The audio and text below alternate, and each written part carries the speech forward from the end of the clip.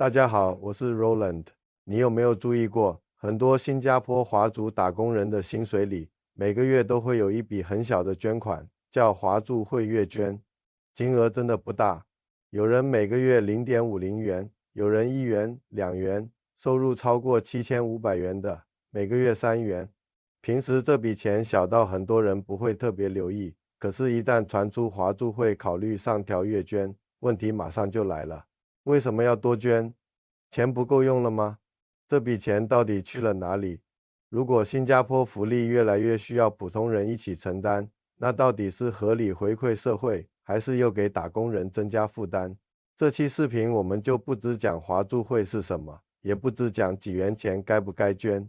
我们真正要看的是，新加坡福利背后有一套很特别的逻辑，它不是单纯靠政府派钱，也不是靠少数有钱人做慈善，而是把社区、家庭、个人、义工和自助团体都放进同一张网里。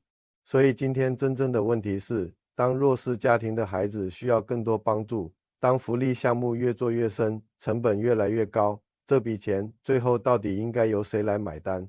很多人一听到华住会，第一反应可能是，这是一个帮助华族低收入家庭的组织。这个理解没错，但还不够完整。华住会的全称是华社自助理事会，它是新加坡华族社群的自助团体，服务对象是华族社群里比较弱势的个人和家庭。它的重点不是单纯派钱，而是通过教育、家庭资源、就业与能力建设，帮助这些家庭重新获得向上流动的机会。这里有2个关键词很重要，一个是自助，一个是互助。所谓自助，不是把钱发完就结束，而是帮助一个家庭重新站起来，帮助一个孩子补上学习、兴趣、信心和成长机会。所谓互助，就是社群里有能力的人，每个月拿出一点点，长期支持那些暂时更困难的人。这也是为什么华住会基金不是偶尔募捐。从1992年9月1日起，工作的华族新加坡公民和永久居民会按照工资水平每月向华住会基金捐款。目前华住会月捐是按月薪分成，月薪2000元或以下是0.50元，超过2000元到3500元是1元，超过3500元到5000元是1.50元，超过5000元到7500元是2元，超过7500元是3元。你看，这不是一个很重的金额，但它的意义很特别。它把我愿不愿意帮助别人这件事变成一套长期运作的社会机制，每个人出一点，汇成一个可以持续拖住弱势家庭的基金。这就是新加坡福利很容易被忽略的一面。它不是单纯问政府给多少，而是问一个社会能不能用制度把互助这件事稳定的做下去。那这些钱到底用在哪里？如果只是听帮助弱势家庭这几个字，很多人可能没什么感觉。但你把镜头拉近，就会看到它背后是一个个孩子的上学路。华住会最重要的工作之一是支持低收入家庭的儿童和青少年，比如补习计划。华住会从1993年开始，为较不富裕家庭的学生提供可负担的补习，课程安排在全岛多个地点，包括合作学校和华住会中心。在新加坡，补习不是一个小话题，很多家长都知道，孩子成绩跟不上，市场上的补习资源可以很贵。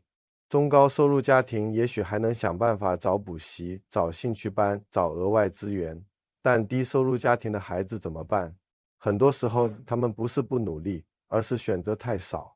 所以华住会的意义不只是帮孩子多考几分，而是尽量不要让家庭收入决定孩子有没有机会跟上。补习、助学金、功课督导、导师陪伴，这些听起来很普通，但对一个弱势家庭孩子来说，可能就是他没有掉队的关键。更值得注意的是，华住会现在做的已经不只是补课，他也为学生提供多元增益活动，包括手工艺、话剧、音乐、编程和机器人课程。目的不是只看成绩，而是让低收入学生也有机会接触更丰富的发展空间。13岁的沈一恒就是一个很好的例子，他受益于华住会的补习计划、月点计划和助学金，还通过增益兴趣班接触编程、无人机和艺术。每个课程在补贴后只需要付5元，5元对很多成年人来说，可能只是一杯饮料的钱，但对一个孩子来说，5元可能是第一次接触无人机，第一次写下自己的程序，第一次发现原来科技不是离自己很远的东西。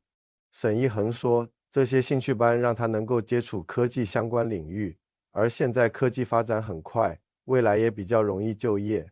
这句话很朴素，但很重要，因为它说明对弱势孩子来说，福利不只是今天帮我省了一笔钱，更可能是让我第一次看到未来的方向。这就是新加坡福利最有温度的地方，它不是把弱势孩子永远放在被帮助者的位置，而是让他们看到你也可以有兴趣，你也可以有技能，你也可以想象未来。真正拖住一个孩子的不只是钱，还有机会、陪伴和眼界。可是问题也来了，如果每个月已经有人捐，为什么华助会还会考虑上调月捐？原因其实很现实，因为援助不是越做越少，而是越做越深，覆盖的人也越来越多。报道显示，华助会2024年帮助了15700户家庭，2025年帮助的家庭进一步增加到16200户，总支出也从2024年的3700万元增加到2025年的3970万元。这说明什么？说明需求在增加，成本也在增加。华助会接下来还会放宽补习计划和助学金计划的申请门槛。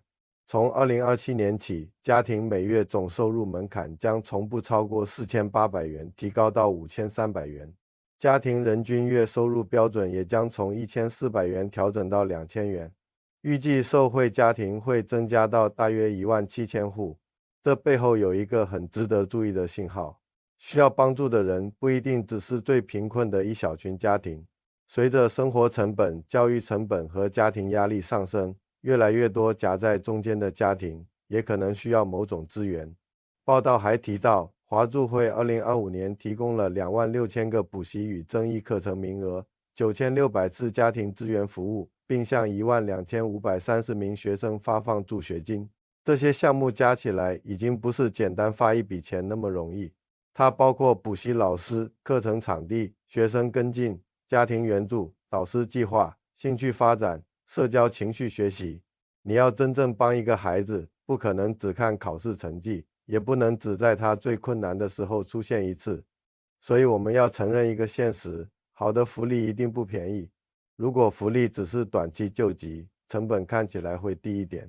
但如果你希望他真的改变孩子的成长轨迹，让弱势家庭的孩子不被资源差距越甩越远，那就一定需要长期、稳定、越来越精细的投入。这也是华助会月捐上调讨论背后的核心，不是几元钱突然变重要了，而是这几元钱背后代表一套福利系统还能不能继续扩大、继续做深。那普通人到底该不该多捐？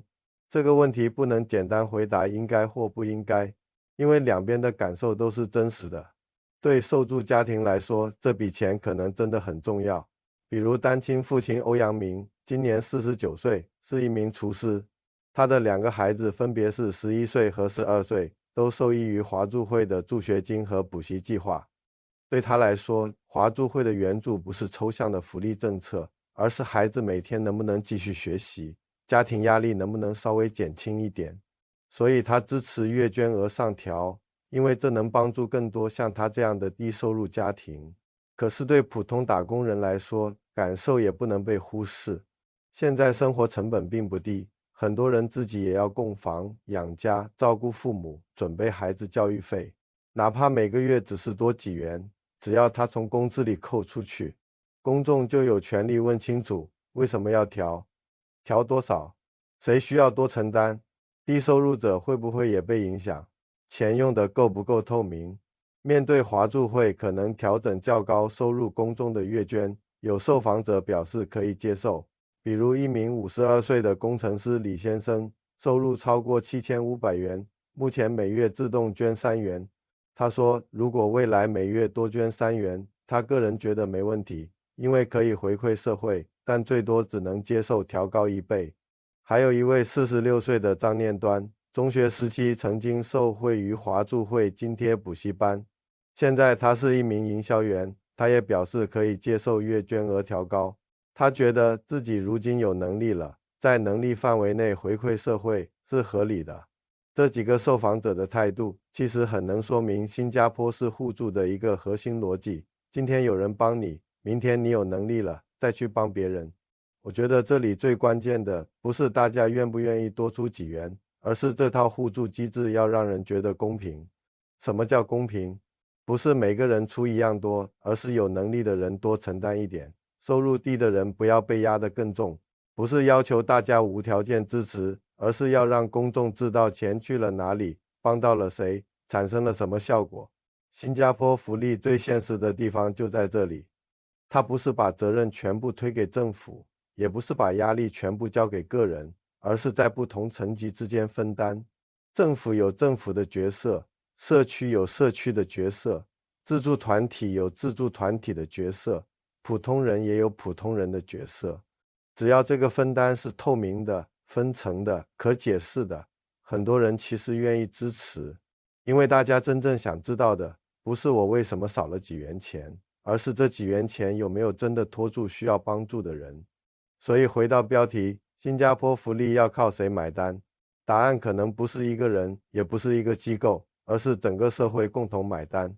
华助会月捐上调之所以值得讨论，不是因为几元钱本身有多大，而是它让我们看见新加坡式互助的真正考验。如果一个社会只在孩子考得好之后才看见它，那很多弱势孩子一开始就没有机会。如果一个社会只在家庭跌到谷底之后才救援，那很多问题已经变得更难挽回。真正有效的福利，应该是在孩子还没有掉队之前，就有人把他拖住。一笔小额月捐，也许不能解决所有贫困问题，但它可以让一个孩子继续补习，可以让一个家庭缓一口气，可以让一个低收入学生接触编程、无人机和艺术，可以让他知道自己的未来不应该只由家庭收入决定。这才是新加坡福利背后最值得讲的地方。它考验的不只是几元钱，而是我们愿不愿意相信，今天拖住别人家的孩子，明天这个社会也会更稳。如果华助会未来真的上调较高收入者的月捐，你觉得合理吗？你能接受每个月多捐多少？欢迎在评论区留下你的看法。觉得这期视频有帮助，也请点赞、评论、分享给身边的朋友，并订阅我们的频道。我们下期见。